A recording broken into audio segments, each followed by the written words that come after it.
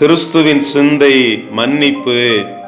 பிதாவே, இவர்களுக்கு மன்னியும், தாங்கள் செய்கிறது என்னதென்று அறியாதிருக்கிறார்களே என்றார். லூக்கா 23:34.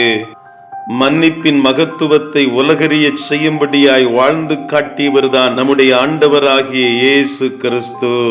இயேசுவானவர் தம்மிடம் வருகிற எப்பேற்பட்ட பாவியையும் மன்னித்து வாழ்வழிக்கிறவராய் அவர் வெளிப்பட்டாரே. தம்மிடம் சுமந்து வரப்பட்ட திமிர்வாதக்காரனானாலும் தம்முடைய பாதங்களை தனது கண்ணீரால் கழுவி தனது தலைமுடியால் துடைத்து தமது பாதங்களை முத்தம் செய்து பரிமள தைலத்தை பூசிய பாவியாகிய ஒரு ஸ்திரீயையும் ஆண்டவர் மன்னித்ததோடு மாத்திரமல்ல, சரீரத்திலும் ஆன்மாவிலும் ஆரோக்கியம் வரப்பண்ணின் ஆண்டவர் அவர் அல்லவா.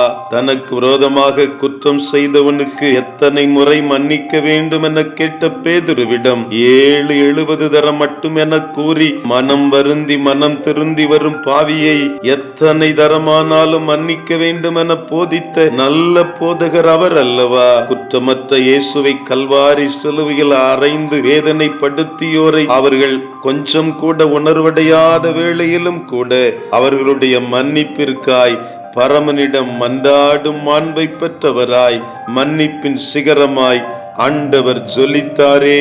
ஆண்டவராகிய இயேசுவை போல நாமும் அவர் நமக்கு மன்னித்ததை போல ஒருவருக்கொருவர் மன்னிக்க நாமும் அழைக்கப்பட்டிருக்கிறோம். நீங்களும் அவனவன் தன் சகோதரன் செய்த தப்பிதங்களை மனப்பூர்வமாய் மன்னியாமற் போனால் என் பரம பிதாவும் உங்களுக்கு இப்படியே செய்வார் என்பதை நன்றாய் அறிந்து கொண்டவர்களாய் ஜீவனுள்ள தேவனின் பிள்ளைகளாய் நாம் நம்மை அடையாளப்படுத்திக் கொள்ளுகிறோமே. அதற்கேற்ற வண்ணமாய் நம்முடைய வாழ்க்கை பயணத்தை தொடரும்படியாய் ஆண்டவர் விரும்புகிறார். ஆண்டவராகிய இயேசு மன்னிப்பின் மாண்பை இந்த உலகிற்கு கொண்டு சென்றவராய் காண்பித்தவராய் இருந்ததை போல நாமும் இந்த மன்னிப்பின் மாண்பை உலகிற்கு கொண்டு செல்லுவோம். முதலாவது நம்முடைய வாழ்க்கைகளை நம்மை அர்ப்பணித்து ஆண்டவருடைய கரத்திலே ஒப்பு கொடுத்து மன்னிக்கிற இருதயம் படைத்தவர்களாய் என்னையும் எங்களையும் மாற்றும் என்று சொல்லி கேட்டு அவருடைய இருதயத்துக்கு ஏற்ற வண்ணமாய் நம்முடைய இருதயத்தை மாற்றி அமைத்துக் கொண்டு ஆண்டவரை உம்மை போலவே வாழ என்னை ஒப்பு கொடுக்கிறேன் என்று சொல்லி ஒப்பு கொடுக்கிற பொழுது ஆண்டவர் இந்த உலகத்தில் நம்மையும் பலத்த கிரியைகளை நடப்பிக்கிற பாத்திரங்களாய் பயன்படுத்த வல்லவர் அல்லவா. மன்னிப்போம், மன்னிப்பை கொடுப்போம், மன்னிப்பை பெறுவோம்.